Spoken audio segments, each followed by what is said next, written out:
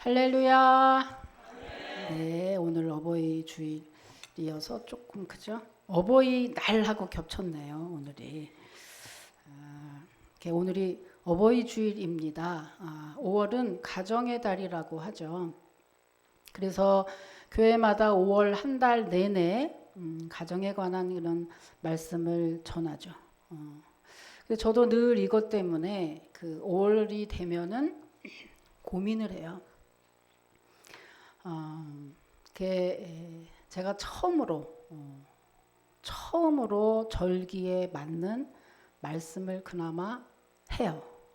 저는 절기 말씀을 하지 않았고, 특별히 5월 한 달 내내 이렇게 가정의 달이어서 그러한 말씀을 해야 되는데, 제가 그렇게 고민을 하게 된 이유가 있습니다. 제가 5월에 고민을 이렇게 하게 되는 이유가 두 가지가 있는데, 첫 번째는 제가 한 10여 년쯤 전일 거예요. 그때 어느 잡지에서 그 신신애란 가수 혹시 아십니까? 세상은 요지경이죠. 이런 가수가 있는데 그 가수가 인터뷰한 거를 보게 됐어요. 근데 이분이 굉장히 독실한 크리스찬이에요. 근데 매주 교회 출석을 빠지지 않고 하시는 분인데 딱 5월 한 달 동안은 교회에 가지 않는다는 겁니다.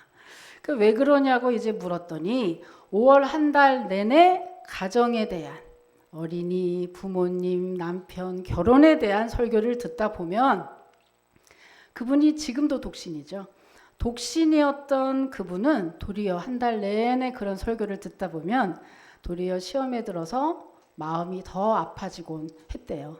그래서 이러느니 차라리 5월 달은 교회를 가지 않아야겠다 생각하고 5월 한 달 내내 교회를 안 간다는 것을 제가 읽은 적이 있습니다. 그것을 읽으면서 그렇구나, 그럴 수 있겠네 라는 생각이 들었어요. 그때는 제가 목사가 아니어서 어떻게 생각했냐면 내가 목사가 되면 나는 그렇게 하지 말아야지라고 생각했거든요. 그래서 저는 5월 달에 그렇게 설교를 하지 않습니다, 사실은. 그리고 두 번째 이유가 있는데, 두 번째는 제 개인적으로도 부모님이나 엄마나 이런 단어에 대해서 아직도 좋지 않아요. 아직도 마음이 좋지 않아요. 상처가 있어서. 이제는 저도 부모가 됐음에도 이제는 괜찮을 만도 한데 그렇지 않더라고요. 아직도 가슴 한켠에는 그 엄마에 대한, 그 부모에 대한 어떤 그리움이나 또 서운함이나 이런 것들이 이렇게 자리를 잡더라고요. 있더라고요. 지금도 얘기하면 별로. 이런 거를 보면서 자녀에게 부모는 인생의 기준이 될 수도 있고 또 인생 전체가 될 수도 있겠구나 하는 그런 막중한 책임감을 느껴봅니다. 근데 여러분, 신신의 가수나 저나 또 5월달이 되면 정말 자꾸 그런 생각이 드는 여러 분들, 여러 성도들이 잊은 게 하나 있어요. 꼭 기억해야 될 것이 한 가지가 있습니다. 그것은 세상 사람과는 달리 우리에게는 영적인 가족이 또 있다는 사실이죠.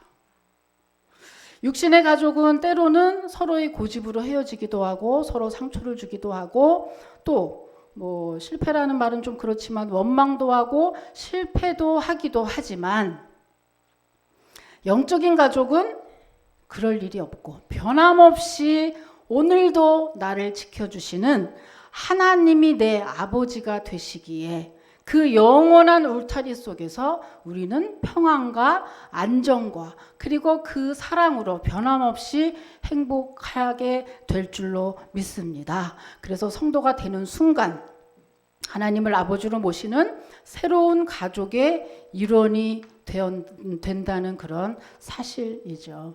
다시 말하면 성도는 육신의 가족 외에 영적인 가족이 있는데 영원히 영생하는 우리에게는 육신의 가족보다 사실은 영적인 가족이 더 중요하다는 사실입니다. 여러분 믿으시길 축복합니다.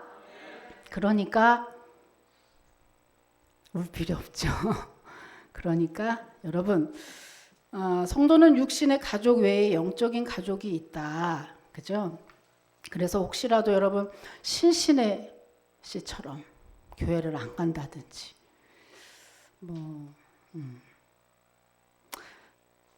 그렇게 남들과 같지 않은 가정의 모습이 있다고 여러분 기죽거나 또 의기소침해할 필요가 전혀 없다는 것이죠. 그것은 세상 사람들이나 하는 일이더라.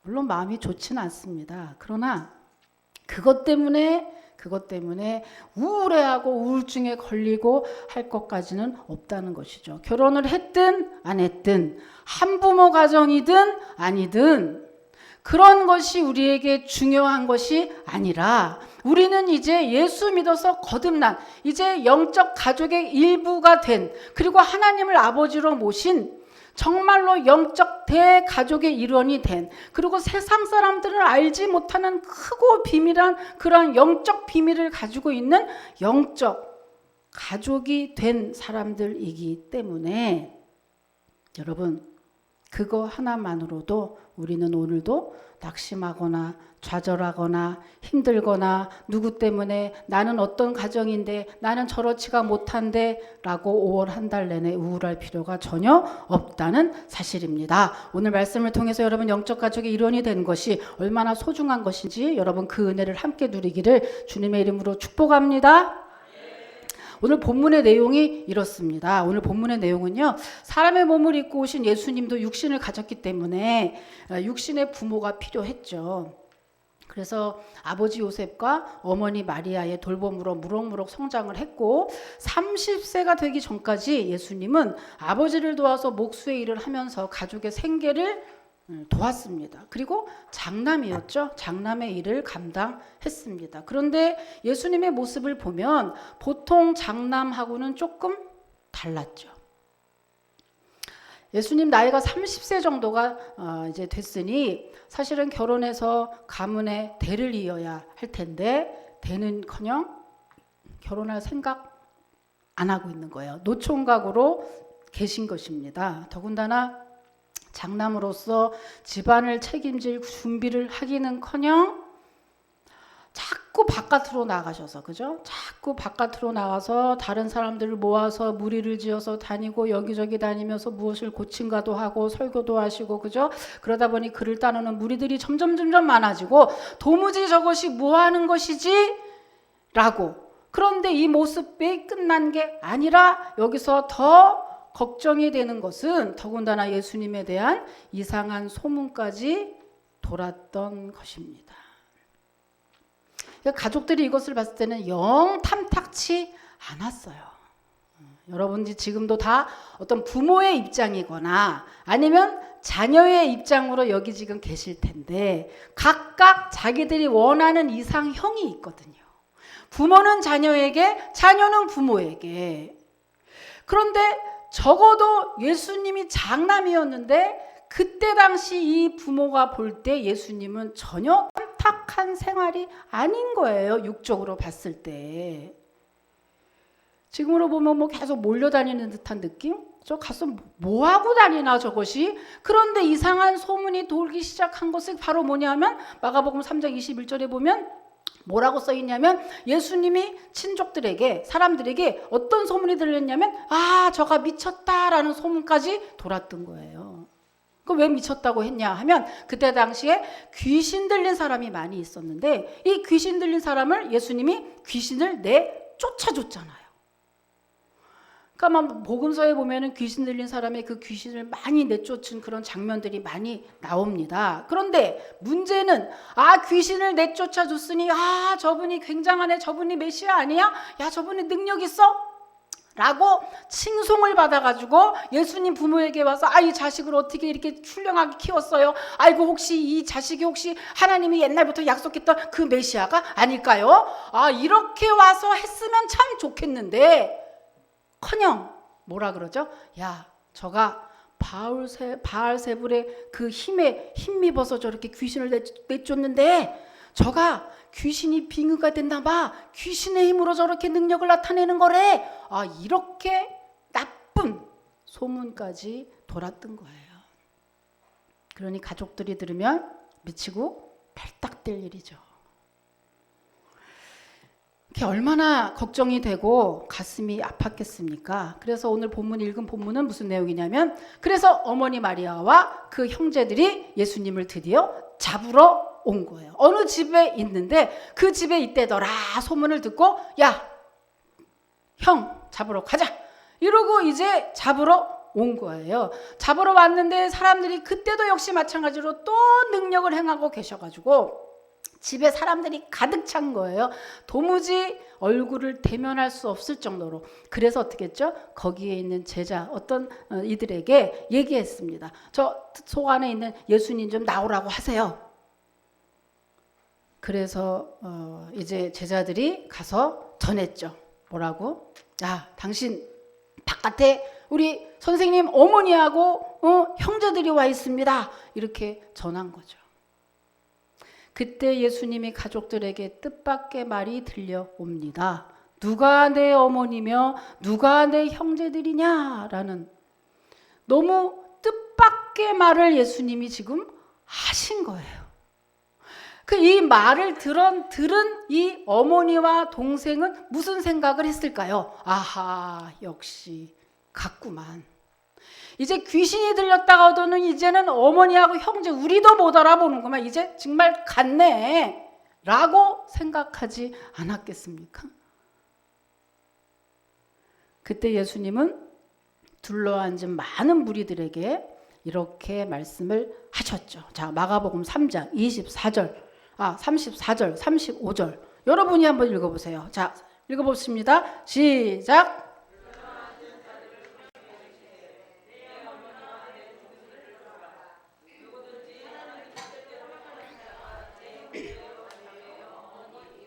네, 이렇게 어이없는 말씀을 예수님이 하셨어요. 여러분 이 대목만 보면 예수님은 참 불효자구나 이렇게 보입니다. 오해하기 딱 좋은 말씀이죠.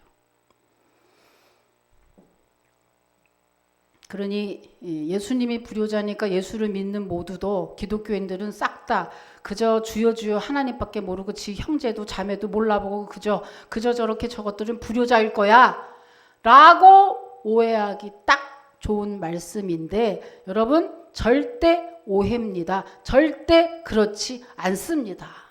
아까 오늘 교동문도 읽어보셨지만요. 성경만큼 부모에게 효도를 강조하는 종교도 드물어요. 여러분 다른 종교는 다 죽어서 제사 잘 지내라는 얘기입니다. 그런데 기독교는요. 살아생전 부모 잘못이라는 얘기예요. 여러분 종교를 다 한번 보시면 정말 기독교만큼 살아생전 부모에게 효하라는 종교가 없습니다. 여러분 예수님도 역시 마찬가지죠. 예수님이 얼마나 효자였는지 오늘 예수님의 직업이 뭐죠? 목수였어요. 아버지 요셉의 가업을 이어서 여러분 목수의 일을 하고 가족의 생계를 도왔습니다.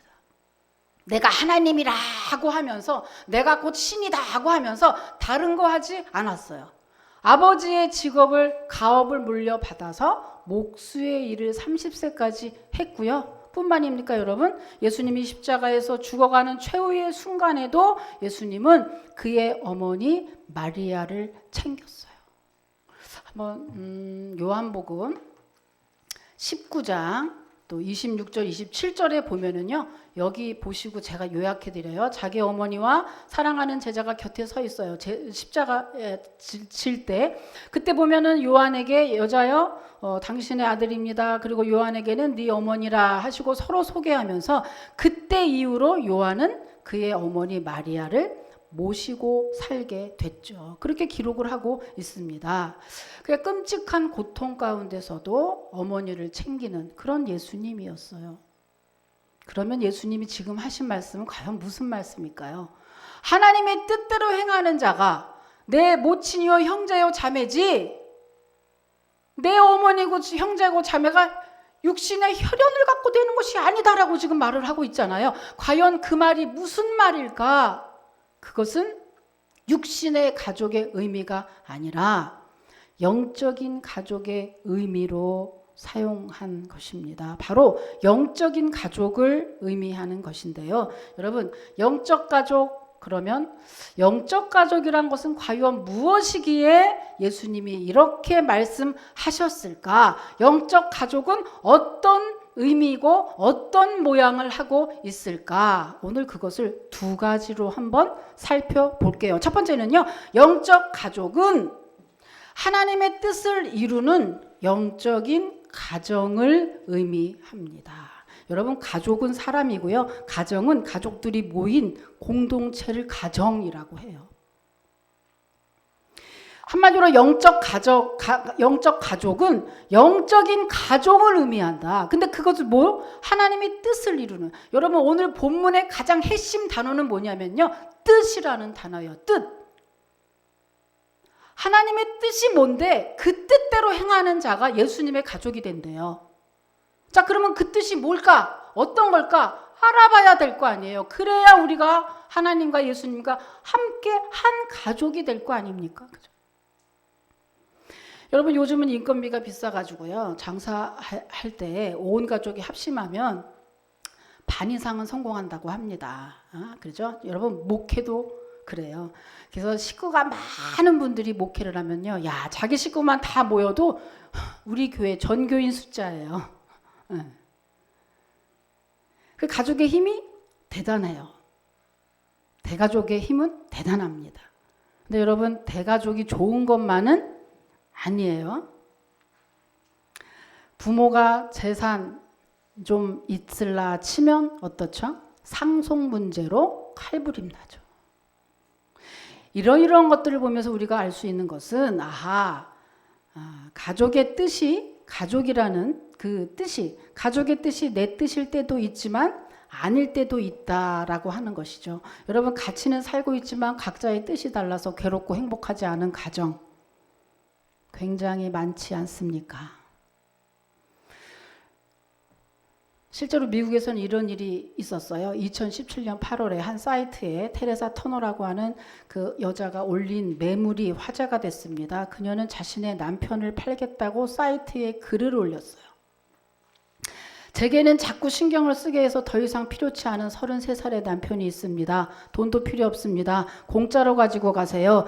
집에서 훈련받았고 용변도 가릴 줄 압니다. 먼저 오는 사람이 임자입니다. 이렇게 딱 띄운 거예요. 이렇게 팔아보고 싶은 사람 여기 꽤 있죠?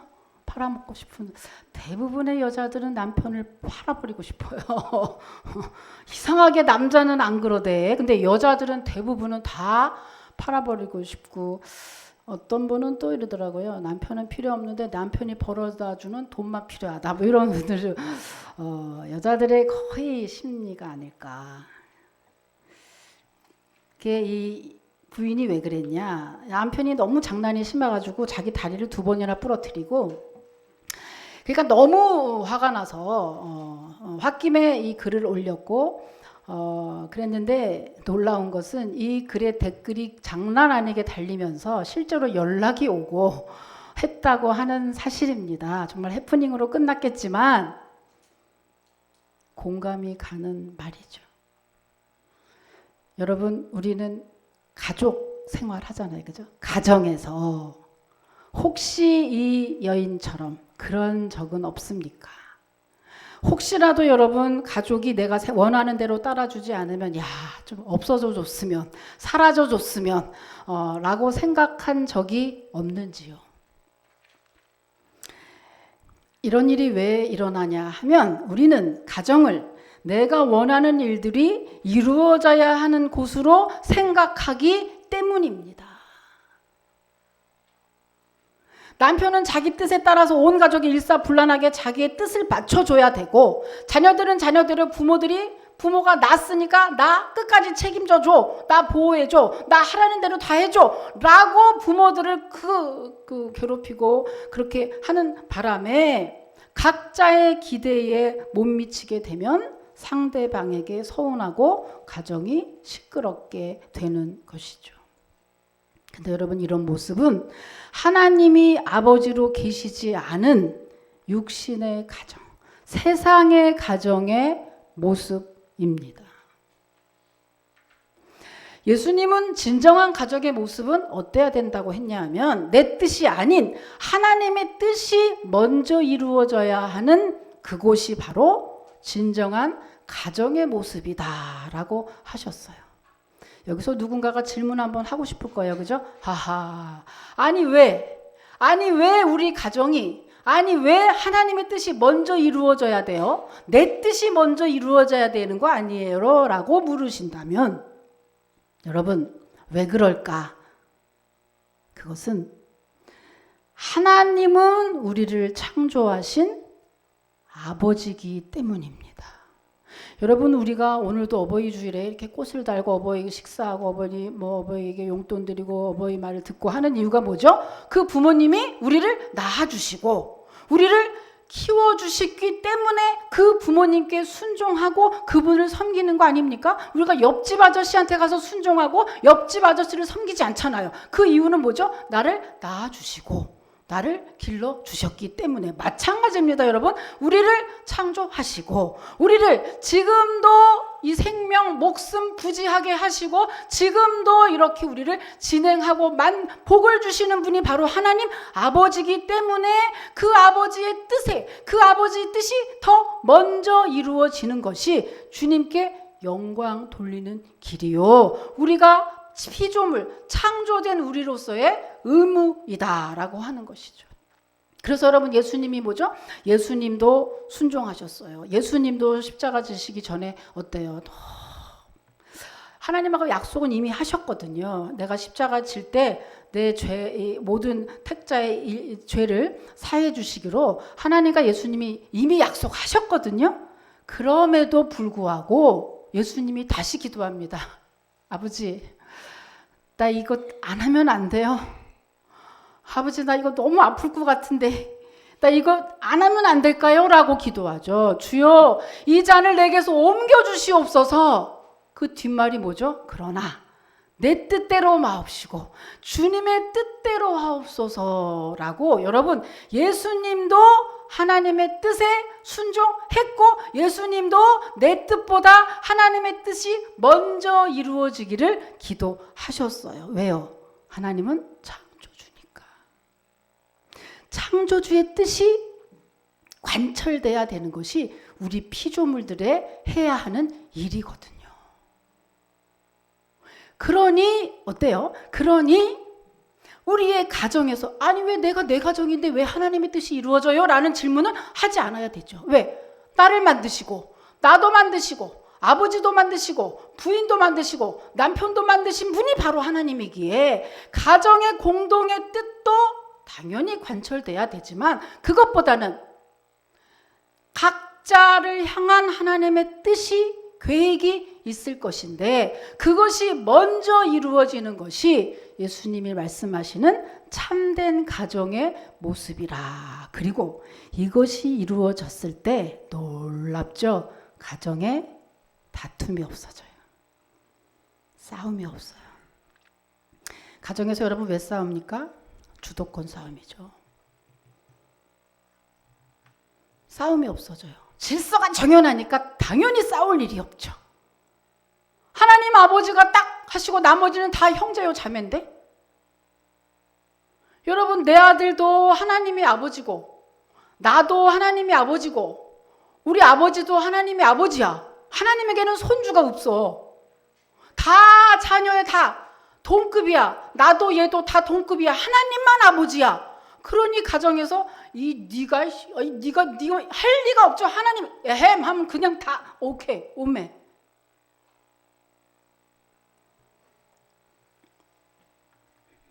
그래서 여러분, 그 뜻이 이루어져야 되는데 하나님이 아버지로 계시는 영적인 가정은요, 이것이 잘 이루어져요. 그런데 교회는 다니지만 하나님을 아버지로 모시지 않은 육신의 가정은 이 순서가 엉클어져서 각자 자기가 진짜 가장인 줄 알고 각자 내 말 들어. 내 뜻대로 해. 니네들 왜 그렇게 해? 너 오늘 어버이날인데 교회 가지 마. 이런 교회 못 가는 거예요. 오늘이 왜 하지 마. 가정이 중요하다는 거 이유를 명분을 대서 얼마나 많이, 그죠? 여러 가지. 그래서 여러분, 정말 주님이 하나님을 아버지로 모시는 영적인 가정은 하나님의 뜻이 이루어지는 것, 그것이 먼저 이루어지는 것이 참된 모습이라. 여러분, 정혜영, 알려진 그 연예인 부부 아시죠? 차인표, 신혜라. 정말 많은 믿음이 좋은 많은 분들이 있습니다만은 특히 그 연예인 부부는 굉장히 내가 존경스러운 것이, 여러분, 믿음 생활을 하지 못하는 정말 많은 방해가 있는 곳이 연애 생활 아닙니까? 연예계. 그것을 뚫고 그 믿음을 그렇게 지키고 있다는, 그것도 보통 우리가 이중생활 하기 쉽죠. 교회에서 안녕하세요 이러고 집에 가서 이룰 수 있는 이중생활을 할 수 있는데, 그분들은 삶 자체가 존경스럽죠. 근데 이분들이 다른 연유 부부와 다른 점이 뭘까요? 이분들은 가정이 우선이 아니라 가정에서 하나님의 뜻이 이루어지는 게 우선이었고, 또한 우리 가정을 남과 비교하는 가정이 아니라 하나님이 어떻게 하면 우리 가정을 기쁘게 여기실까, 그런 것에 더 집중했던 사람들이죠. 여러분은 여러분의 가족에 대해서 여러분은 어떻게 생각하시는지 오늘 성도로서, 하나님의 자녀로서 한번 다시금 돌아보시기 바랍니다. 나는 우리 가족을 어떻게 인도하고 있나? 돈만 벌어오라고 인도하고 있나? 아니면 현실 세계에 맞게, 너 왜 우리 아직 40평이잖아 60평 되려면 멀었잖아, 돈 어디 갖다 놔, 왜 그거 안 가는 거야, 누구누구는 차 바꿨더라, 계속 그런 얘기만 읊어대고 있는지, 우리의 가족의 목표 세상적인 것으로만 계속해서 목표를 세우고 그것을 향해서만 달려가고 있지는 않은지 돌아봐야 되겠죠. 그래서 여러분, 차인표 신혜라 부부는 어떻죠? 제가 제일 부러워하는 것, 두 딸을 입양했잖아요, 그죠? 그래서 제가 그걸 보니까 입양한 거를 어렸을 때부터, 아기 때부터 계속 얘기해 주더라고요. 그래서 왜 그걸 얘기하냐 그랬더니 그 얘기를 해요. 이 신혜라가 참 괜찮은 사람 같아요. 여러분, 신앙이라는 게 그렇게 괜찮은 사람을 만들어내는 것 같아요. 입양을 한 것을, 첫째는 우리 자녀들이 부끄러워하지 않도록, 입양은 굉장히 좋은 거잖아요. 그런데 왜 입양받은 걸 부끄러워하고 숨겨야 돼요? 그건 아닌 것 같아요. 그리고 내가 그렇게 된 입양한 사람들이 주로 나타나는 현상이 뭐냐면, 자기가 낳은 생모를 미워한답니다. 자기를 버린 거에 대해서. 맞아요. 저도 미워했거든요. 우리 생모를 미워했어요.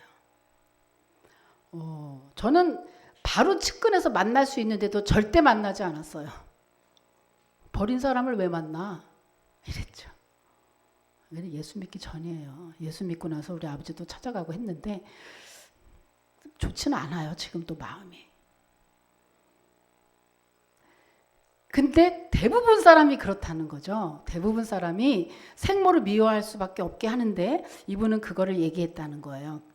너의 생모가 있기에 너 이렇게 좋은 엄마를 만나게 축복의 통로가 돼줬잖니. 그러니까 그 엄마, 널 낳아준 엄마는 너무 사랑스러운 거야. 너무 감사한 거야. 이렇게 아기 때부터 알려줘서 지금은 너무 그 생모를 고마워하고 감사해 하면서 어디 있는지 모르지만 만났으면 좋겠다, 이렇게 얘기한다는 것이죠.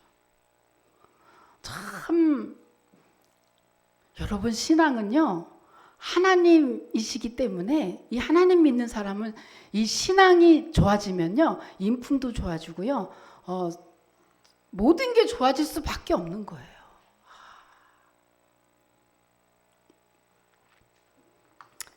여러분 이 모습이 주님의 뜻이 내 뜻보다 더 우선시 되도록 서로 배려하고 함께 기도하고 함께 배려하고 함께 존중하는 가정, 그것이 하나님을 아버지를 모시는 영적 가정의 모습입니다. 두 번째는요, 영적 가족은 언제나 열려있는 교회 공동체를 의미합니다. 여러분 세상의 가정은 내가 저곳에 가서 가족이 되고 싶다고 생각한다고 마음대로 되지 않죠. 우리 모두 다 삼성 집안의 가족 되고 싶잖아요. 그죠? 삼성에 들어가서 거기서 설거지라도 하고 싶잖아요. 그런데 안 돼요. 결혼을 한다든지 입양을 한다든지 하는 법적 절차가 반드시 필요합니다. 그러나 우리 이 영적 가족은 그러한 절차 필요 없죠. 항상 열려 있죠. 세상의 가정은, 육신의 가정은 닫혀 있고 폐쇄적이지만 우리 영적 가족은 언제나 열려 있어요. 어떻게 열려 있어요? 예수 그리스도를 나의 구세주로 영접하기만 하면 우리는 놀라운 하나님을 아버지로 모시는 정말 영적 가족의 입문을 할 수 있고 그곳에서 영원한 가족으로 대접을 받게 된다는 사실입니다. 그래서 예수님을 머리로 하고 각 몸을 이루는 우리가 각각의 지체로서, 그죠? 서로를 위로하고 사랑하는 교회 공동체로 존재하는 것이죠. 자, 우리 고린도전서 한번 읽어볼게요. 고린도전서 12장 25절로 27절까지 한번 읽어보겠습니다. 여러분 시작.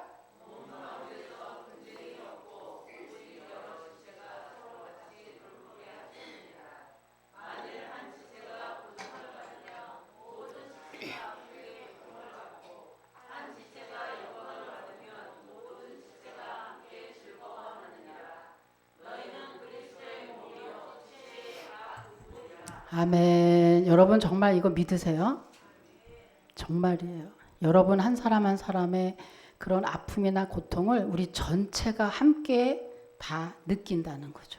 여러분 우리 어느 가족이 꼬박꼬박 일주일마다 만나는 가족이 있습니까? 여러분 친척 그렇게 만납니까? 여러분 이웃사촌 그렇게 만나나요? 일주일마다 꼬박꼬박 만나는 것은 우리 믿음 공동체, 교회, 영적 우리 식구밖에 없는 거예요. 옆에 사람 한번 다시 보세요. 정말 새롭지 않습니까? 끝까지 영원토록 볼 식구예요.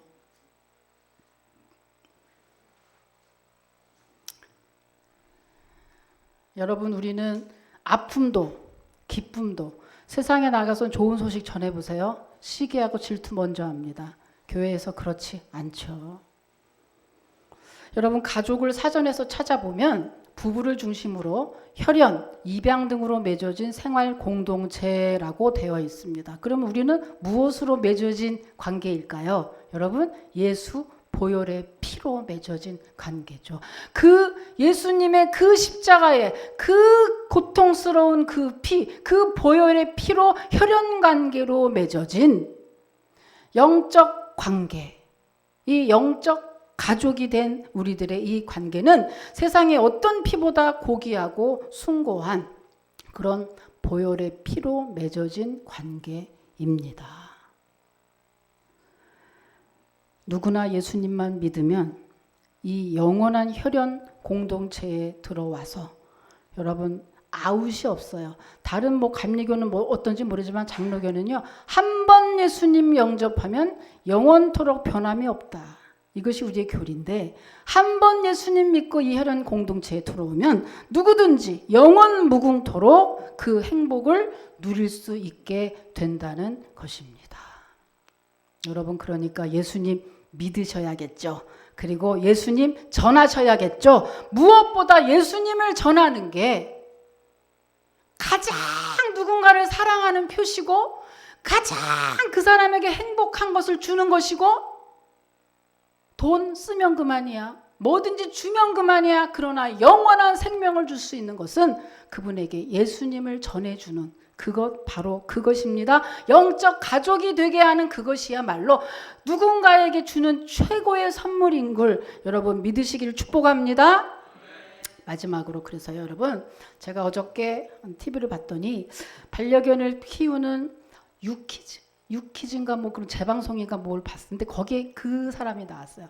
그 반려견을 키우는 사람들은 다 대통령이라고 하는, 그래서 개통령이라 그래요. 개들의 대통령이라 그래서 개통령이라고 하는 강영욱이라는 그분이 나와서 이런 말을 하더라고요.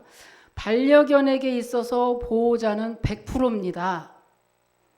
그들은 100% 보호자를 신뢰하고 정말 좋아해요.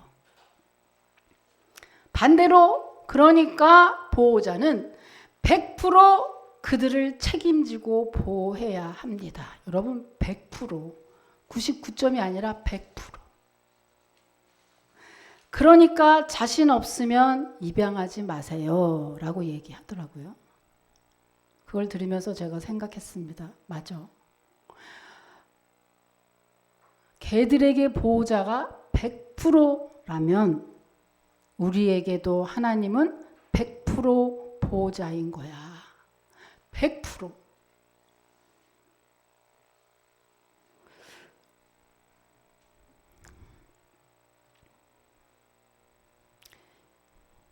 영화배우 강수현 씨가 갑자기 죽었더라고요.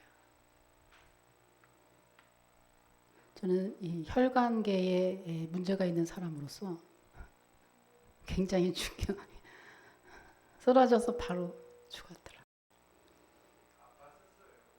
아팠었대요. 네. 아팠든 어쨌든 간에 네. 여러분 주님 없이 단 하루도 내 힘으로 살 수 없음을 고백하죠. 우리에게 주님은 100% 보호자인데 그 100% 보호자가 우리만의 고백이 아니라 주님도 우리에게 그렇게 똑같이 약속해 주셨다는 사실입니다. 자, 확인해요. 이사야 43장 1절부터 3절까지 읽고 말씀 마치겠습니다. 자, 읽겠습니다. 시작.